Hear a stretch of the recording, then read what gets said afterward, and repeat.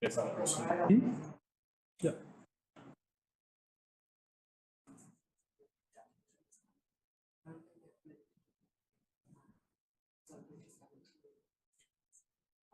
Here, that's the bell. I think we'll get started. That's okay with everybody. Thank you for coming tonight. The intent of this forum is to be Q&A, to be a community discussion. So I won't do I won't spend a lot of time on the presentation. I'll be doing a lot of hopefully listening on this matter. Before that though, before we get started, I just wanted to share a video that I received from our DPW staff, and it is I'll share two videos. I guess I'll start. One is just to show folks what it is that we're talking about. I think folks have seen what automated trash collection looks like. I think I'll show this very quick video. It's 1 minute, and it is on the presentation that we are showing tonight. It is implemented in a lot of communities around us, but this video will hopefully show it better than I can.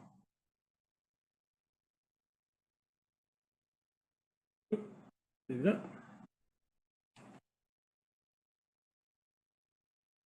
So as you can see, this is a waste management truck. It's a video that the town of Newton put out.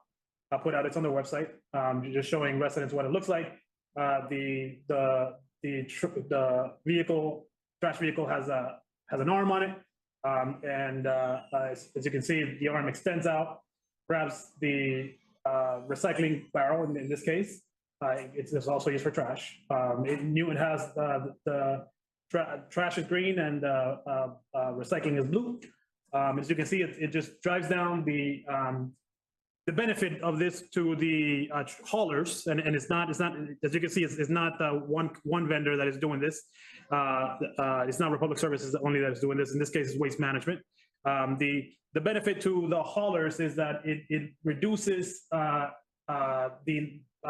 labor-intensive component of trash pickup.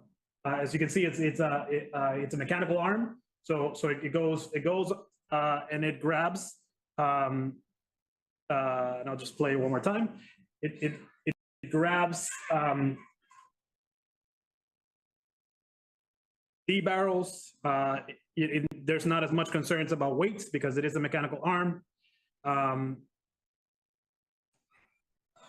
It is agile. I found another video on YouTube that actually shows it for an hour, and it shows it kind of angling into hard tight spots. What I've heard is that drivers get really good with this component. Of course, if there happened to be a vehicle that is in front of the barrel, the driver would park. The driver would get out, move the barrels, and then the truck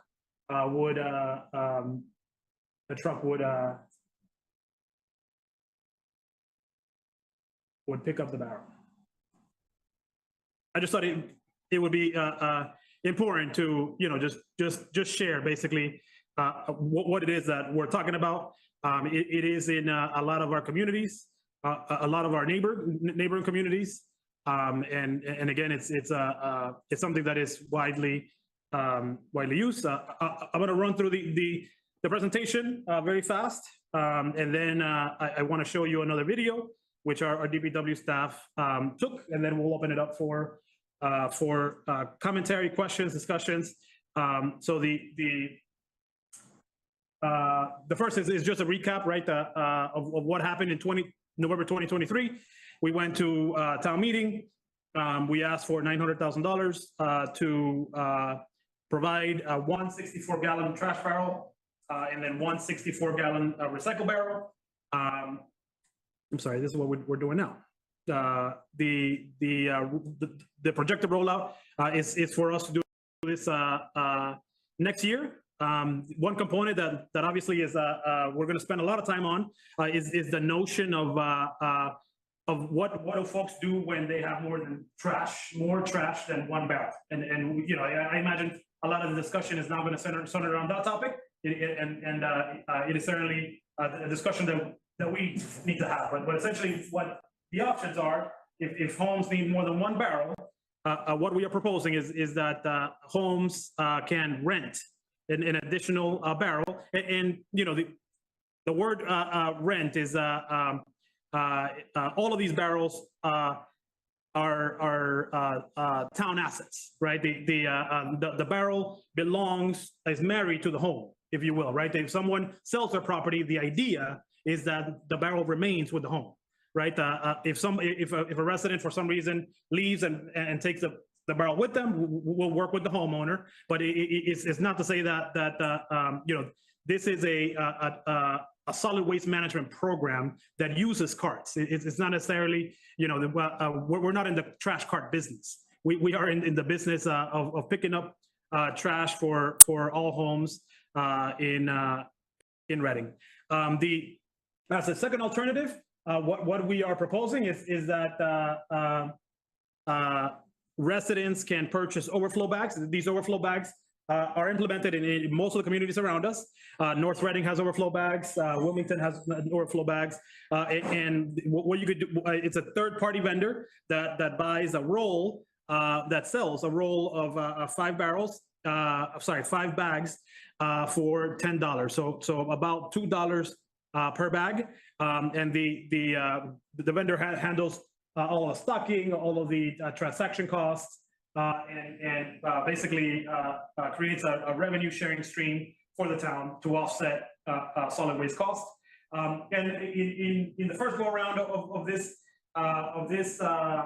process, we had a lot of questions about, you know, what will folks do who don't need a big barrel, right? And we heard folks loud and clear that we will work with residents, any residents, regardless of their age or anything, and we will provide them with the barrel that fits their needs.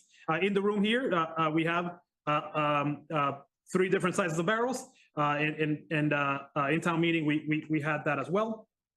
So I just wanted to kind of share back again what this conversation started because in October of 2022, we were in a really bad situation where trash was not picked up by our contractor, our hauler. It forced the town to basically become the trash company, and we were out there for several weeks.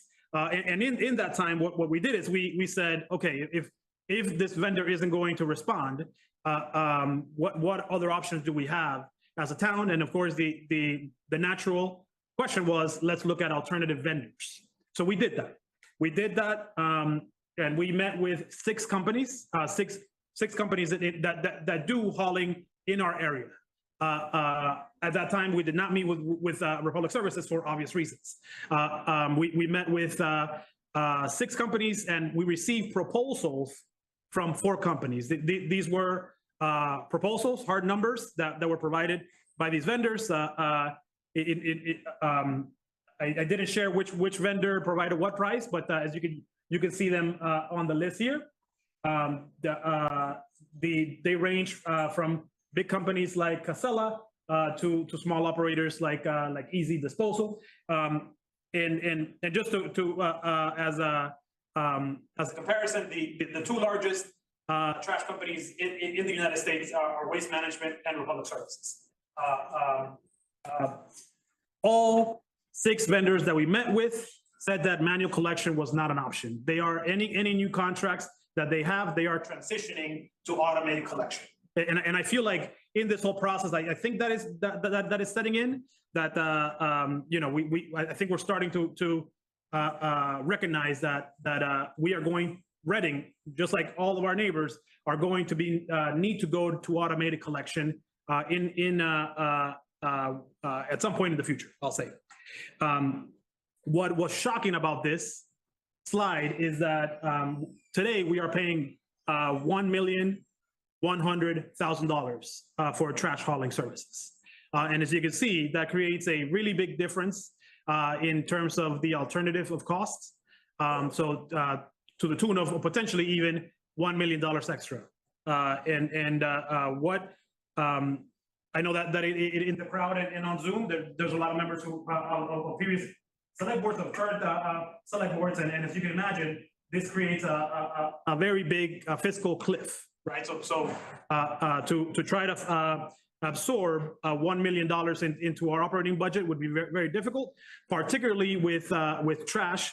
That in the way that we budget, trash, solid waste is an accommodated cost, right? So an accommodated cost is something that essentially the town covers all of the accommodated costs first, and then it splits up the remainder, 66% to the schools, 33% to the town. So I'm just sharing that to say that it would be really tough for the town of Reading to absorb a $1 million increase into the budget. In this slide, I just wanted to share that Danvers is going through the same thing right now. It's actually really public. I've shared a few articles with the select board about what's going on in Danvers. It's actually Danvers went out to bid and basically I was told that the haulers were not doing manual collection anymore, and they had to implement automated collection and rollout barrels in a very short amount of time. In Danvers, the town manager went to town meeting to seek for $980,000 to buy said trash barrels and recycle barrels. We are also in conversations with a town that is very similar to Reading. This is Westford, Massachusetts. They're going through the same process. They went out to bid, and they received proposals back from trash companies. What I'm presenting you on the screen is the example from Westford, which is from Waste Management, which again is the one of two of the largest trash companies in the United States. So in the example of Westford, I just wanted to highlight, the year-over-year increase in Westford is $580,000. So in 1 year, basically, they had to find $580,000 in their budget. And I'm sharing this not to forecast what the cost will be for us. We're going to go out to bid, and as required by procurement law, we are going to go with the lowest bidder. But it's really hard to see what to forecast what the cost is going to be for Reading. So this is the recap of what happened in April. We presented Article 13 in April town meeting to borrow $900,000 for trash and recycle barrels. We received 93 votes in the affirmative, 62 votes in the negative. It failed, 10 votes short of the required 2/3 majority for borrowing article. In my recollection, what town meeting was asked is, why do we need to do this now? Would we charge for the extra barrel? How much and where will the money go? Will we provide smaller barrels? And several other questions that I'll touch upon in the at the last slide. The first question is, why do we need to do this now? Right. So I've been saying this throughout. I feel like it's sinking in the community that we are going to be forced to go, when we switch vendors, when we go out to bid, when we get a new contract, manual collection is not going to be offered. It's not going to be an option. So knowing that, in my opinion, if we can plan ahead and do this rollout, one, the material costs are going to be cheaper now than it is going to be 2 years from now. Having the barrels and the process fully roll out are going to make our bid as a town more competitive. What Danvers is going through now is basically they've got an interim solution as they roll out the barrels and they work out the process. And as you can imagine, it's additional headaches for both the town, the vendor, and the residents. So rolling this out now will give us a lot of runway to work out the problems. And I think that one thing that I think it maybe was lost in the process is that part of this proposal is for the town to essentially provide trash and recycling barrels for residents going forward, right? So I know that I hear from some residents and some select board members and school committee members that they've had their barrel for 15 years, right? And it is very robust barrels that they have are very confident in.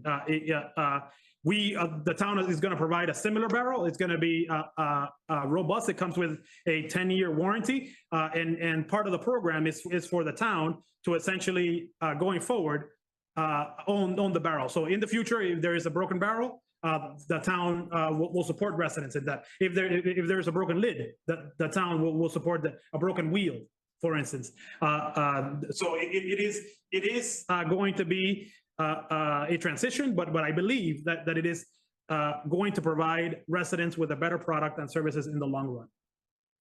Would we charge for an extra barrel? So this is I think the topic of conversation right now in social media and what I'm hearing from residents. Are we going to charge for an extra barrel? You know, I will say that the answer is yes, the reason is because in order to figure out this financial cliff that is going to come from the additional cost, the town needs to create an additional revenue stream for offsetting those increased costs in solid waste, transportation, and then in disposal costs at Covanta. So I wanted to also show everyone the list, right? That Reading is not unique in charging for a second barrel.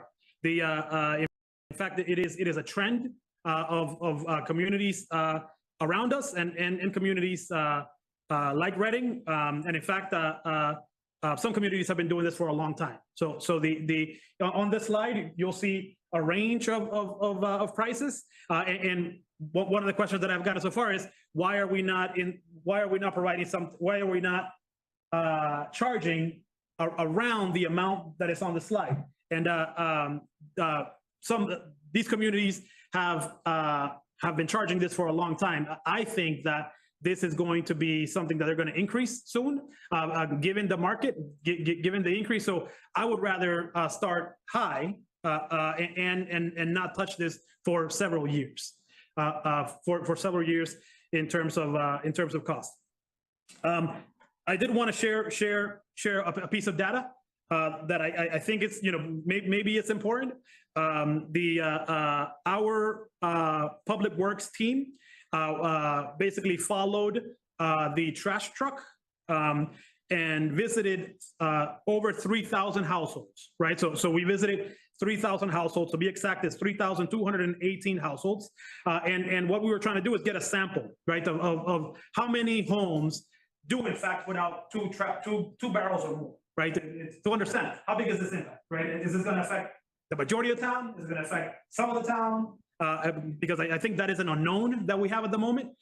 So we did not visit all homes in Reading. We did a sampling of roughly a third of the town.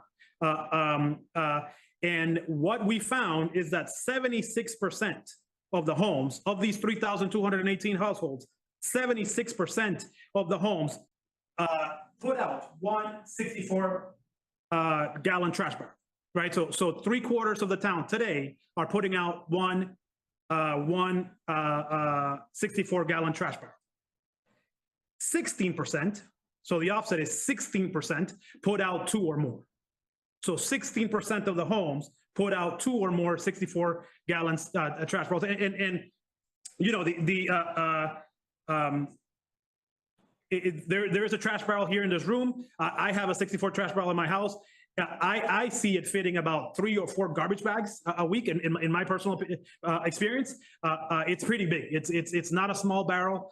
It is, and you know, if you're doing the math, right, I heard that there is some consternation about limiting from our current standard, which is 120 gallons to 64 gallons, and you know that is our current standard is no more than 2, right? So essentially, each barrel is 64 gallons.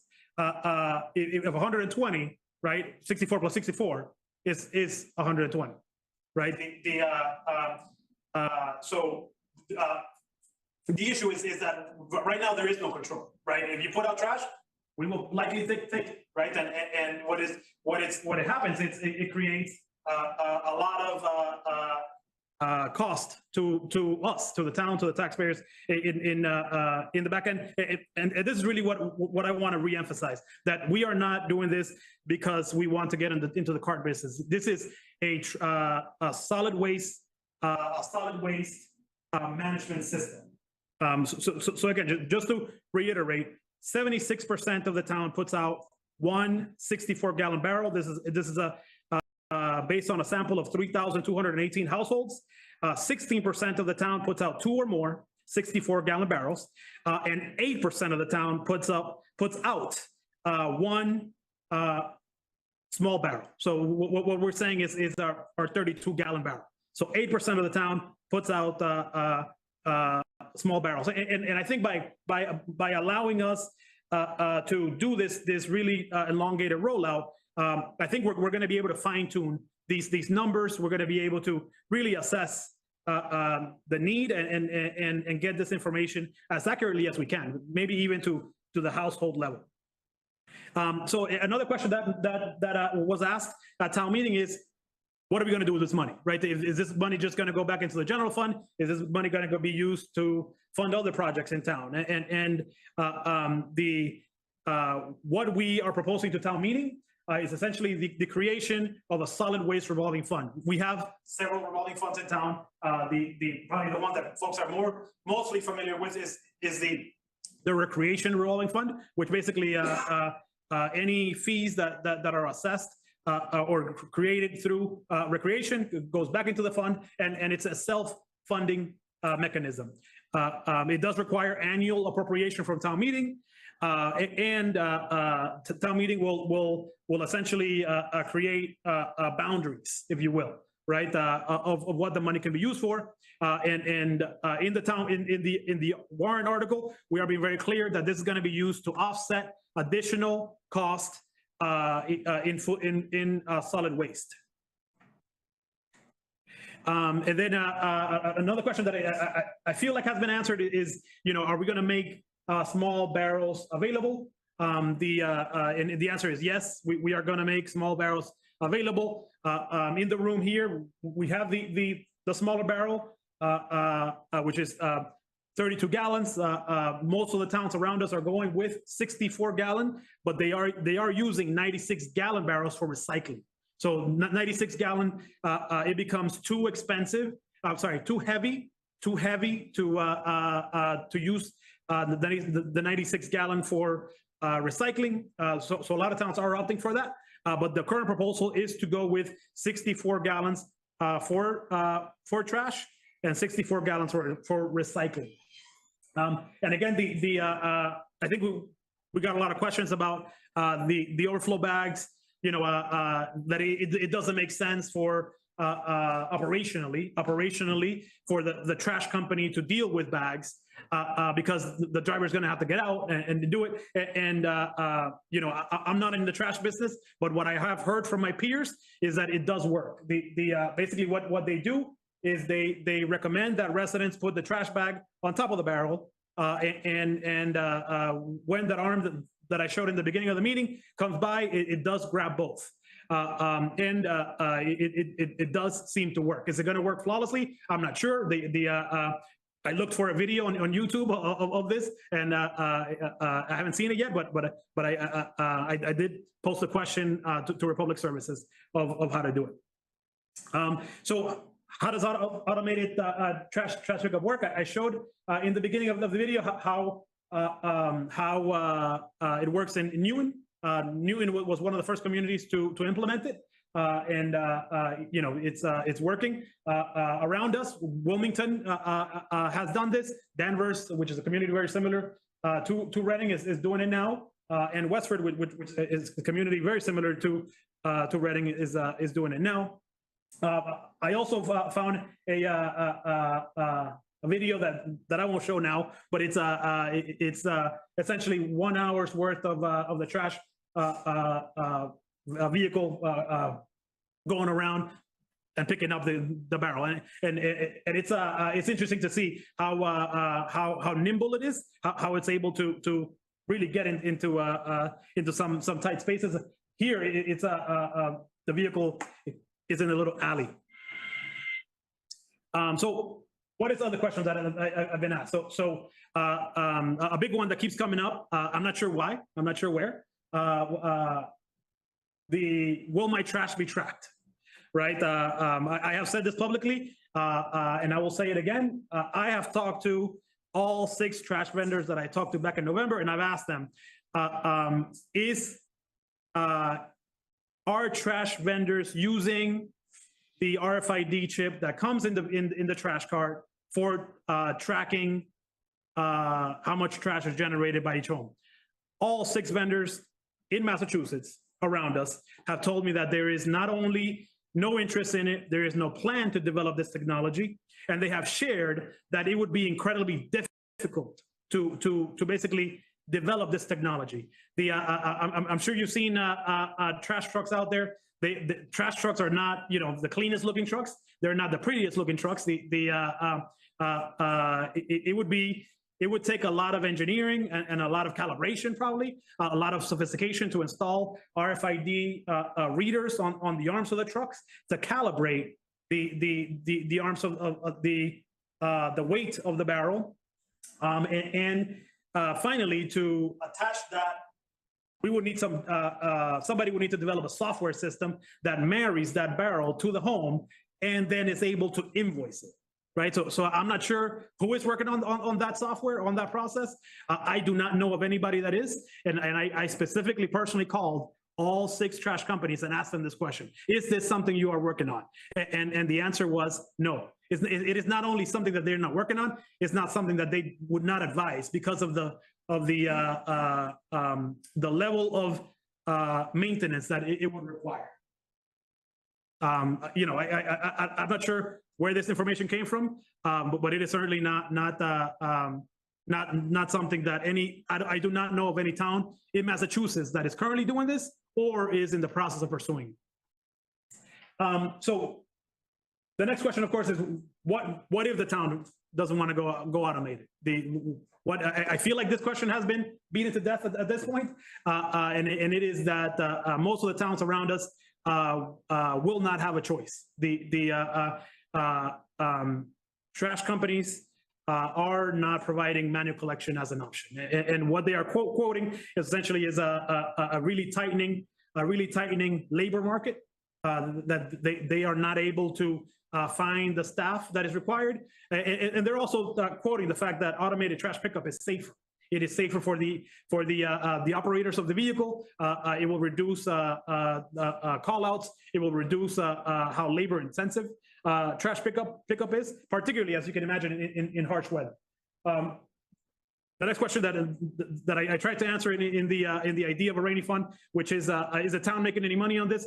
No, we are going to create a revolving fund that town meeting has to appropriate, and it essentially puts boundaries in place, and any revenue that is generated can only be used to offset future costs, and must be approved by town meeting. And then the last question is, why can't I just go buy a barrel? Right, the same barrel Toter has a partnership with Home Depot. This is these barrels are offered by Home Depot. Home Depot has these because they are great barrels. I want to emphasize that the barrels essentially is a tool. It's a tool of our solid waste program. In the Q&A that I generated for town meeting, I also questioned, how easy this rollout would be if we did not do a full town-wide rollout at the same time. And I envisioned some frustrations from residents if they were to go buy the wrong cart, right? The wrong barrel. I imagine there would be some frustration with what is happening. So we're holding the public forum tonight.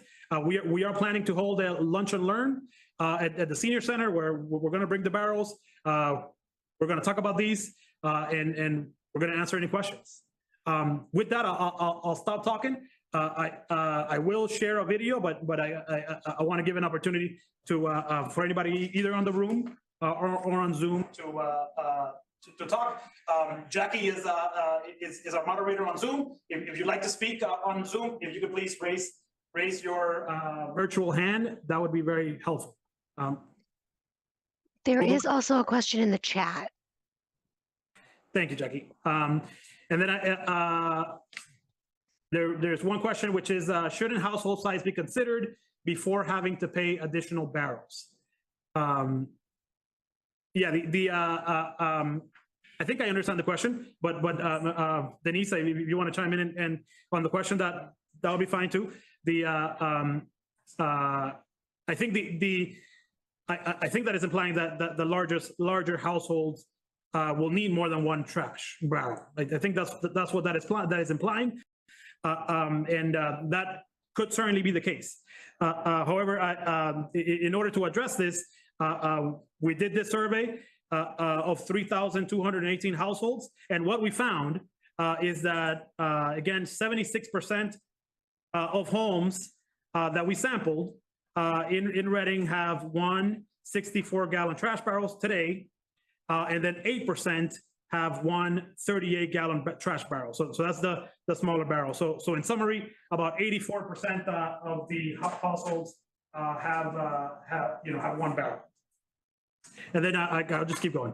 How will large items such as furniture be handled going forward? So this is part of the transition process. The idea is that we will not have to make changes, significant changes, until we roll out, until we go with a new vendor. What we are hearing from other communities is that once they go automated, essentially bulk items like furniture, like anything that can't go inside the barrel, basically it operates like mattresses do today. So if you have a mattress in your home and you want to get rid of it, you call either DPW or the vendor, and the vendor basically puts you on a schedule, and they come out and they pick up that barrel. Is that harder than today? Absolutely. That is absolutely harder than what we do today. What we do today is a lot easier. Absolutely. If we could keep what we do today, we would keep it forever. Unfortunately, what we are seeing in the market is that this change is not something that is only coming for us. It is something that is going to be forced on the town, not by the town, but by the trash companies. One other question on the chat is, how will I dispose of my old trash barrels if I can't use them anymore with the automated system? So I have surveyed other communities and the trash vendors. What they do basically is some communities essentially for the first 30 days, maybe even a little bit longer, have the trash company basically pick up any old style barrels during the transition period, right? So that is something that is certainly on the option. Drop off at the garage is another option. We have annual rigid events today, and that's essentially what happens. Anybody, any resident of town can go in and drop it off. That is certainly an option. But one thing that we would explore with the trash vendor is doing a period where during the transition, the trash company can pick up the old trash barrel during that transition. No more. Any comments or questions in the room before someone else? Yes, sir. If you don't mind, just coming to the podium, if you don't mind.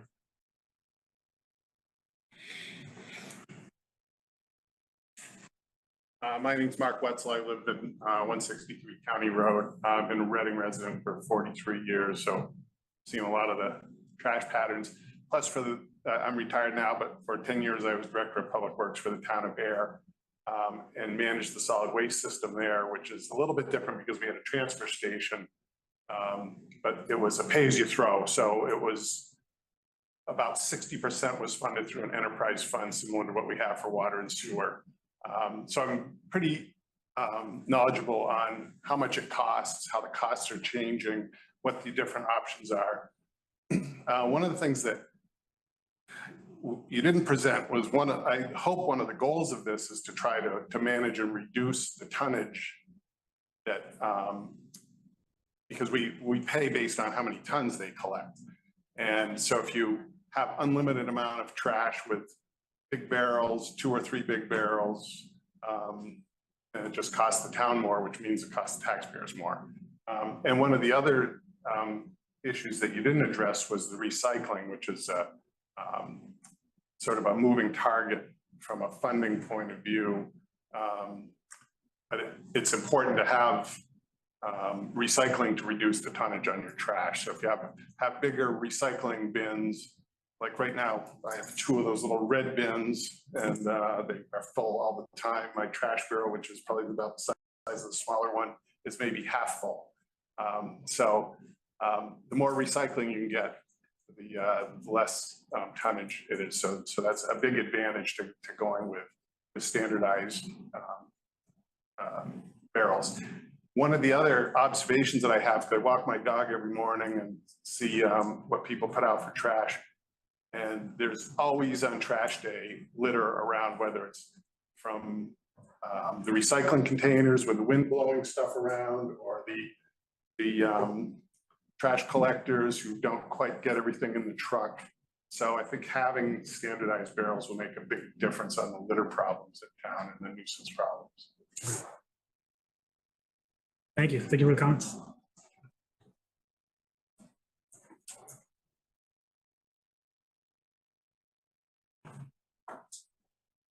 Mary Ellen O'Neill, 125 Summer Avenue. I echo Mark's concerns. I'm concerned that I was trying to get at in one of the questions I sent you about how much we pay for the actual weight, because this addresses volume, but it doesn't address weight. So what can we do to help encourage that and help people reduce that? It's all going to matter not only for our costs, but also for the environment. I think that's a good thing. I'm a little concerned about the recycling and the fact that the workers will not be able to look at what's in the recycling. So does that matter? Because now you're not supposed to put things out in plastic bags. You still see a lot of people that do that. I mean, would we have things that were denied, or would you have any problems because there's no supervision of how recycling is done, or what goes in it? The other thing, I know that we don't have a curbside compost pickup program. And I know that you mentioned to my husband that in communities where they do have it, if people aren't paying for it, there's less compliance with it, which I can understand because it takes the amount. There's a learning curve. There's a lot of dedication that goes to switching over to doing that. But we've been doing that for about 4 years with Black Earth Compost, and that is probably like half of the weight of our trash is food waste. Watermelon rinds, banana peels, and all that really does add up over time. So that's a significant piece of tonnage that would be, if we could figure out a way to, implement that at some point and encourage people to participate, whether we have you could bring it up to the compost in town, and we can do some. We might not be able to take all the things that Black Earth Compost takes, but we could do something. And I mean, my neighbor used to call that compost is black gold, so it's a great material. Thank you. I think I'll answer a couple of questions. Our trash costs, our solid waste costs, has 2 components of it. One is a transportation, which is the vehicle that comes and basically picks up the barrel. The other component is disposal, right? And that is a Covanta in Haverhill. It's the incinerator. Both components are very much trash costs makes up both of those components. In the presentation that we did for town meeting in April, we shared that our contract with Covanta, which is the incinerator, is gonna be up in 2025, right? And then the transportation contract is gonna be up in 2026. We expect a significant increase on both. So to your point, anything that we can do to reduce those costs, will save all of us headaches. And then Ms. O'Neill, I don't know if that answers your question or about reducing tonnage. I don't know, you were making. Just hopefully ways that we can nudge people in that direction and help them, make it easier. It's not so complicated, so it's just easier to just help everything. So how do we kind of make small changes to move people? Yeah. Yeah, thank you. Yeah, no, absolutely. And then on inspections, right? On inspection on recycling. So I asked this question to the vendors, and basically what they said is that they do audits, and you know, I can get into the weeds on this, so forgive me if I go too much into the weeds, but the recycling market has changed significantly, and essentially what the places that take recycling now, it depends on the contamination rate, right? So how the cleaner the recycling is, the cheaper it is to get rid of, right? So in our contract today, we do not pay extra for tonnage and recycling, right? So if the more we shift to recycling, the more it is on Republic Services, right? So it would be significant savings to us if we can shift more to recycling, because trash we take to Covanta, recycling Republic Services owns, and it's part of the contract, right? So if our tonnage in recycling were to go up by 2, our costs would not go up. I don't know if that makes sense or not. Will that remain in the future contract? I think that will be negotiated, and we'll see how it is. I'm hearing from other vendors that is now a formula, you know, where it's getting more complicated. Getting rid of recycling is getting more complicated, but certainly the intention is to divert as much as possible to recycling than trash, which I think was Mark's point. I think there was a question, and I think is what Ms. O'Neill asked, is have we explored the cost to offer curbside composting to everyone, and what would be the percentage of trash reduction if that happened? I have called our peers to see what folks are doing around us. Are they going to, you know, to town-wide composting? Not everyone is yet. The only community that I know of that has done it is Cambridge. What other communities are going to is essentially either a subsidized or the first whatever number is paid by the town, right? So the first 500 homes get paid by the town. The first 1,000 homes gets paid by the town. That is certainly something that we would explore. Unfortunately, it is an additional cost, right? So I do feel bad about telling you that our costs are going to go up, and also providing an additional cost. But I do understand that there is going to be a trade-off. That the more that we can divert from the trash stream, the cheaper the trash stream is going to cost. Certainly. Anyone else in the room? Yes. Well, and Sorry, it can be different. You might coming up for it's for Zoom. For one of the things that I did in there, I got a grant through the DEP to do food waste collection at our transfer station. And so I think it was a 2-year grant. And obviously everybody's bringing their trash to the transfer station, but we had big containers set up, and then Black Earth would come around once a week and pick that up. So it does have a significant decrease in your tonnage. Perfect. Yeah. Thank you. And I think that's something that there's a group in town called Radiant Compost, I think it's called, and that was something that they were I think obtaining signatures for doing some kind of a procedure like that. Tom Connery would like to offer comment. Tom, I don't know if you're still on. Tom, you can go ahead and unmute. Okay. Hello, Mr. Town Manager, how are you? My name is Tom Connery. My address is 101 Beaver Road in Reading.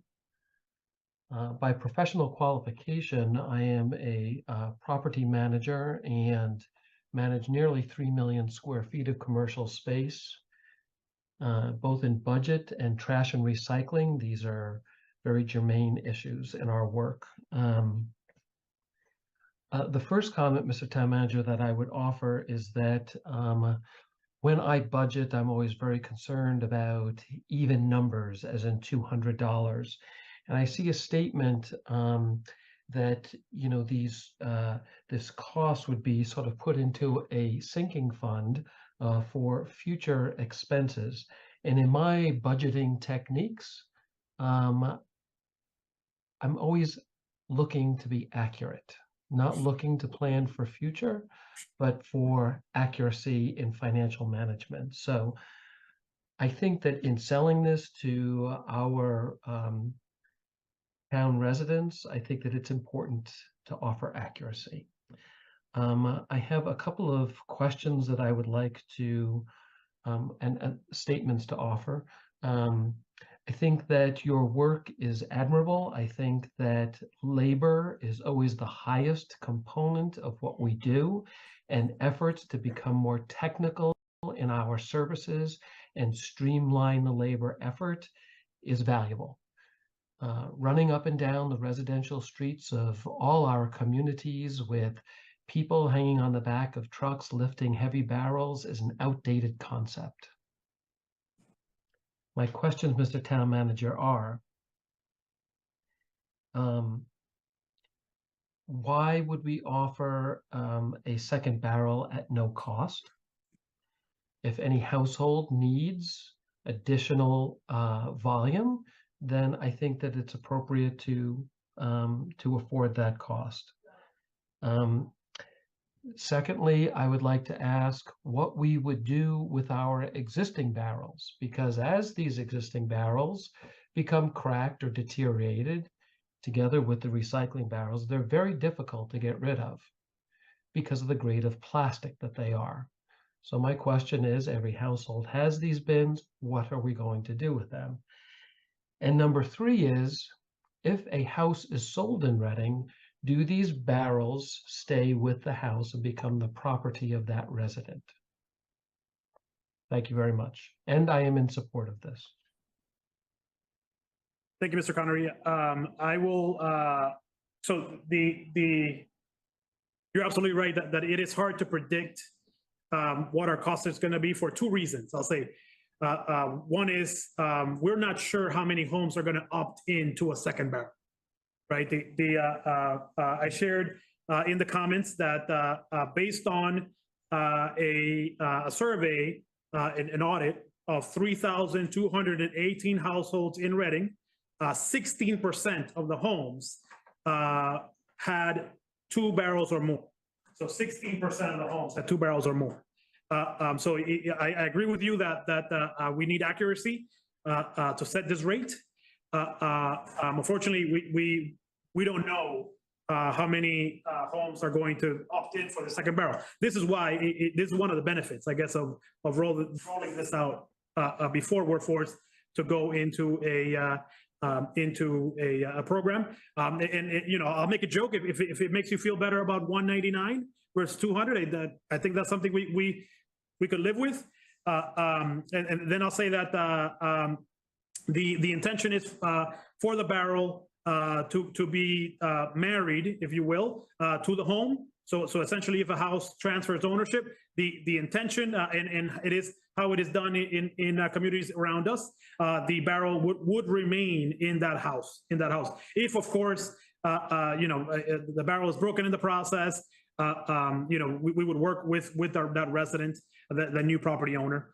And then I believe the last question you asked is, what can you do with your existing barrel? What I shared is that what I learned from the trash vendors and our neighboring communities is that during the transition period, they have a grace period, essentially, where residents can put out their old barrel, and you know, maybe that's 4 weeks, maybe it's a little bit longer than that, and the trash company can pick it up. You're right. It is a hard plastic. It is not something. It has to go on a different stream. But that is something that we would work with the trash company on. And I got a question from Nelson. Is recycling still weekly like trash? Some towns only do recycling bi-weekly after automated collections. That is not, the intention is not to change that. We have no intention of changing that. Mr. Burnett.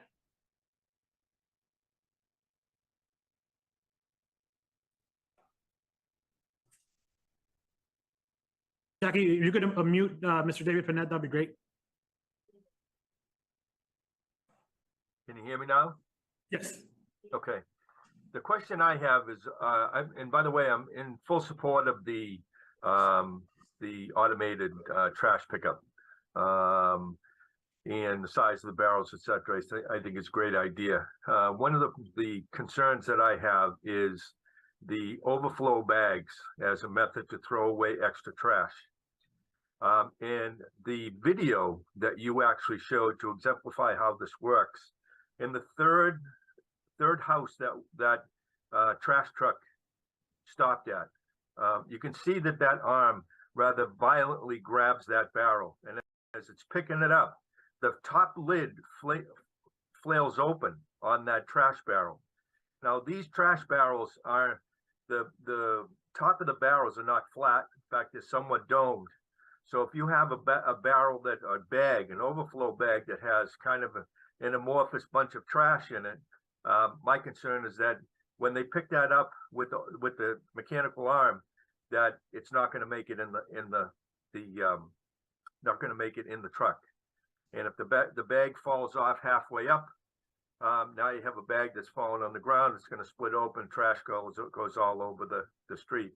And just to in support of this, I have seen this happen before in other towns that have the mechanical pickup, where the bags have fallen off, and the person that is driving the truck is not very happy about having to get out of the truck and pick it up. And rather than putting it in the truck, they actually just throw it back into the barrel.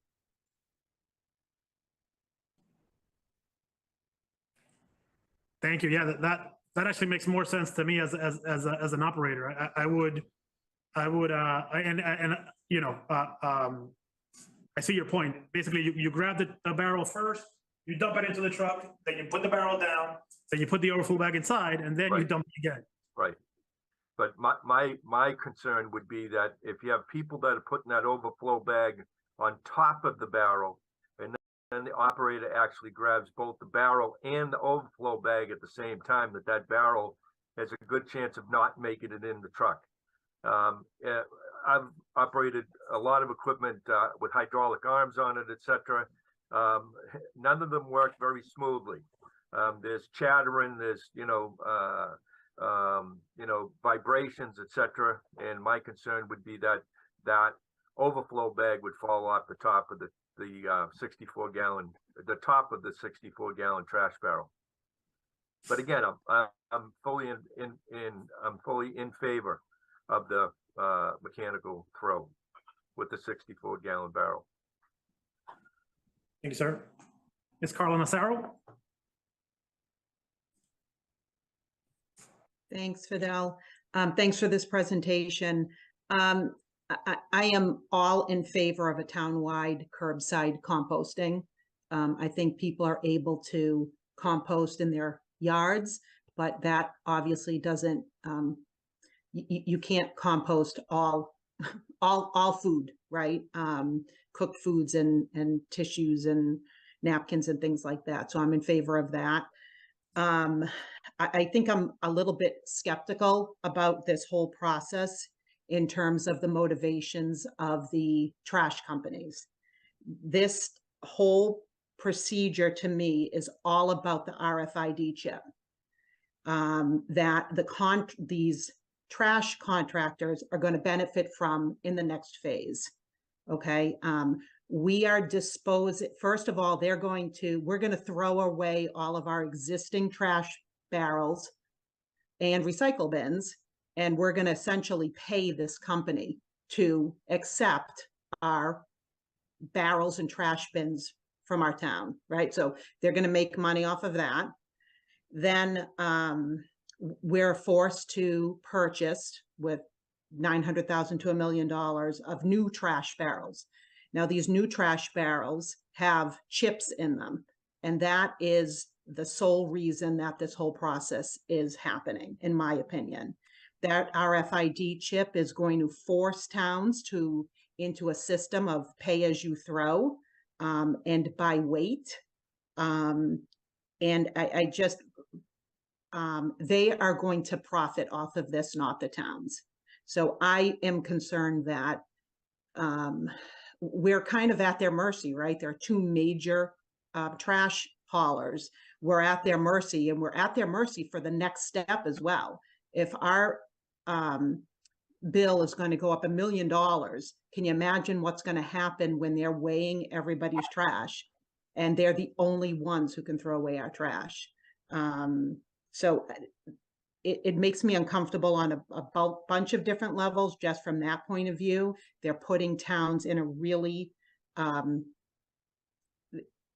precarious position. I'm concerned about all of the waste in terms of recycling all of these trash bins moving forward. And I think it's going to turn it into a pay-as-you-throw type of situation. So I don't have an answer. I wish towns were able to get together and kind of solve these trash problems on their own, but I understand it's much more complex than that. So thank you. And thank you for looking into this early. Thank you. And just for context, I guess in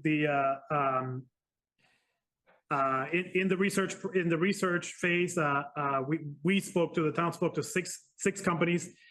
We did not speak to the big two. So we did not speak to Republic. We did not speak to Waste Management. We spoke to Easy Disposal, which I believe is in Everett. Capital is in Revere. Boston Carting is in Providence, and Casella has Reading ties. They are all going automated. They are agnostic as to the barrel. They don't care. Who provides the barrels? There's different vendors on the barrels. The trash companies do not provide the barrels. It is a third-party contract. Essentially, it's a manufacturer of trash carts that provide the barrels, and it's the company's called Toter, T-O-T-E-R, Toter, and they provide barrels to Home Depot. And just for the heck of it, I asked them, do the barrels at Home Depot have an RFID chip? And they wouldn't give me the answer, but I don't have an RFID reader with me. But I would assume that Toter puts RFID chips in those barrels too. It is not just exclusively with them. And again, just to reiterate that the trash, by the town buying the barrels, we are not married to one vendor. We can go out to bid. We are required to, if we go out to bid, we are required to go with the low bidder. By not marrying the barrel to the trash company, we are able to make switches to other vendors. And Martha Moore, I think you had a comment.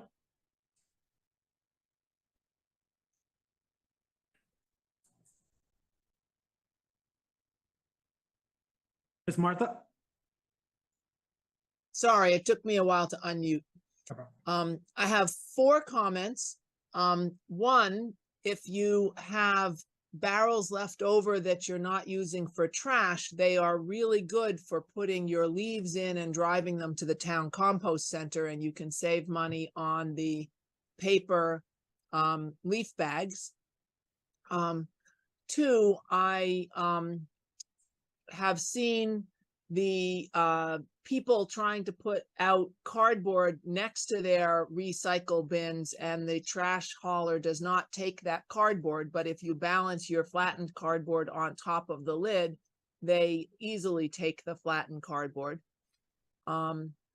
I have also followed a trash truck through Burlington and Wilmington on trash day and gotten to observe their hauling, and they will happily take a barrel that is full to overflowing with trash bags. So the lid does not have to be down flat when they pick up your trash barrel. So I know David was worried about bags falling off the top of the lid, but if you have like an ice cream cone sticking out the top, that didn't seem to cause a problem for the haulers.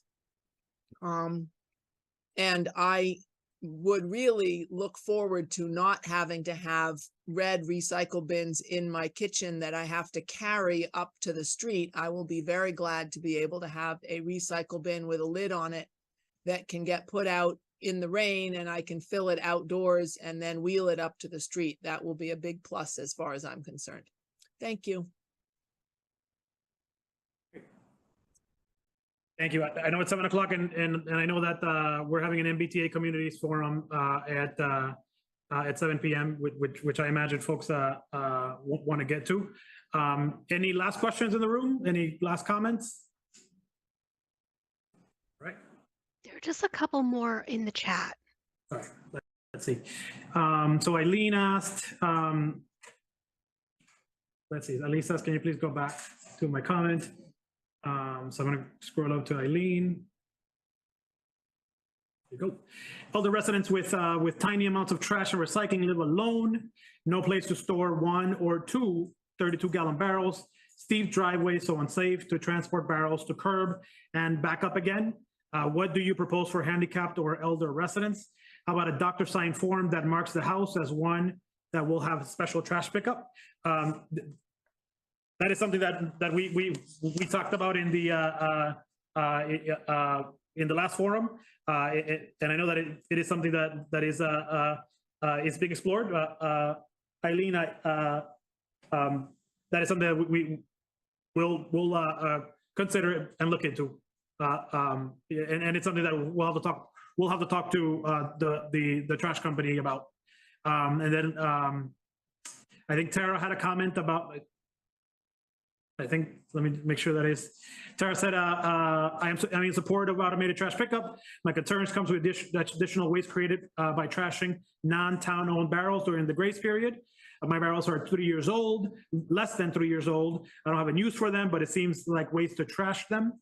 I believe my barrels are 64 gallons, if not a smaller size, and they can be picked up from the automatic arm. I would also be interested in the town offering town-wide composting, especially if it helps reduce the tonnage of waste we ultimately pay for. Point taken on town-wide composting, Tara.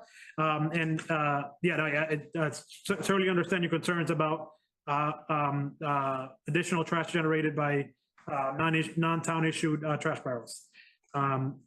Jackie, am I missing anything else, or was that the last one?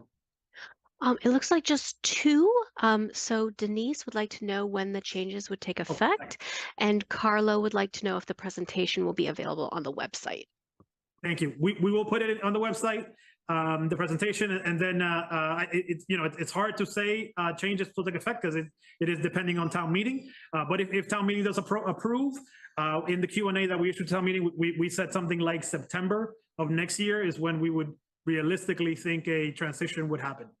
Just with lead time of the barrels, procurement, and a proper distribution. But of course, this is all depending town meeting approval. Sir. Thanks, Fidel. 2 quick questions.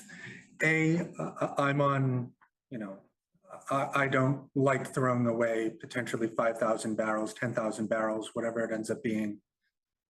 Going forward. To me, that doesn't make sense. So I don't know if we could explored a sticker option like other communities. Obviously, I understand we have to make up the difference with the extra trash.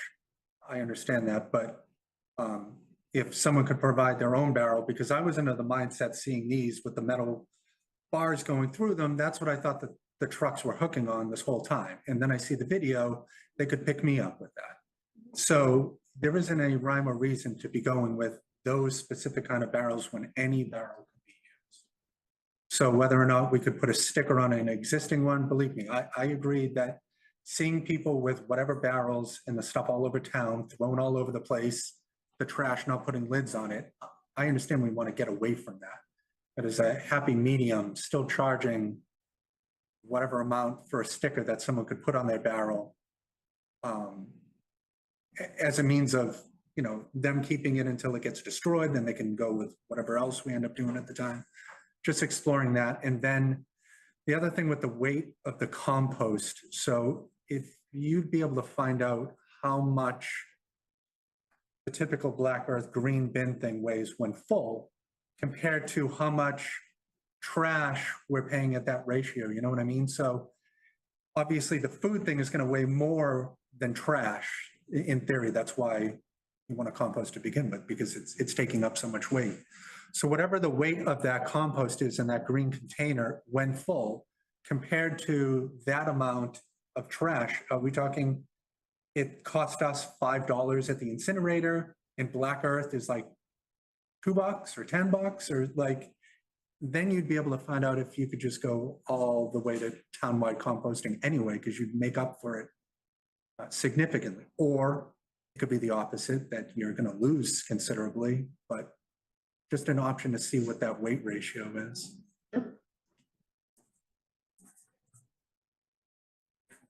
That's my two. Yeah, we're hoping to get a truck to come to Reading and do a demo to actually see it in action. Yes, sir, Mr. Johnson. Hi. Would you come up to the podium if you don't mind? Sure. Hi, I'm Nelson Lau. I live at Veterans Way. I have exactly that 64-gallon toter I bought from Home Depot, just 4 years old. And it looks still in great condition. Is there any way I can incorporate my existing toter into the program without having to, you know, use it as my second toter? Instead of having to purchase one for a $200 fee, would that be an option?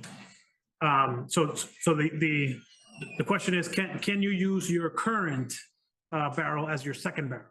If it is like exactly that same model, like same format. Yeah, and this is kind of the problem, right? It's going to be hard to manage, you know, our program if we have no control of what's out there. Okay. Right. So you know, when the company that manufactures and for the record, we go right to the manufacturer, right? And by this barrels, we get them at a largely discounted rate. There, it's a negotiated at the state level, but when they make them in a batch, right? So they come with our town seal on it. They come with any trash rules that we want. They come imprinted in the plastic, you know, it says on the barrel, Town of Reading on it, right? And it's very easy and clear to differentiate. Now, I mean, you know, I'll be very frank and honest, and I'll say that is the trash company going to follow the rules 100% of the time? I had a resident here who was telling me that it's you know, they probably won't, right? So are they going to pick up your second barrel? We're not going to be out there tracking them, you know, and policing them, right? I mean, the idea is not that we're rolling out a barrel, is that we're rolling out a program. Can they coordinate when they drop off the new town barrel to then pick up my old existing barrel that looks exactly the same, so I don't have 6 barrels in my home at one given point? Absolutely. Yeah, and that's what we talked about, that in the transition period, there would be a period of, you know, maybe a few weeks to allow residents to put it out, and we would have the trash company pick it up. Great, thank you. Thank you. Mr. John Sasso? I think you'll be the last one. Thank you, Fidel. Can you hear me okay? Yes. So just quickly, so number one, I would say that the two things that are going to happen no matter what is costs are going to go up and we're going to be forced into automated pickup. I think we all heard that message and I don't think those are disputable. I think the question that I still have is the policy you guys are proposing the right one? I'm not really in favor of pushing a $200 per barrel extra on basically large families in the community. Based on the numbers you just proposed, if there are 10,000 residents, households in Reading, 16% is about 1,600, $200 a barrel, that's 320K. You know, we're looking at $1 million shortfall if I remember your slides correctly. So we're still short in terms of covering what the expected additional costs are. And I certainly think the ideas of trying to find ways to mitigate that, whether it's with composting or other activities, are fine.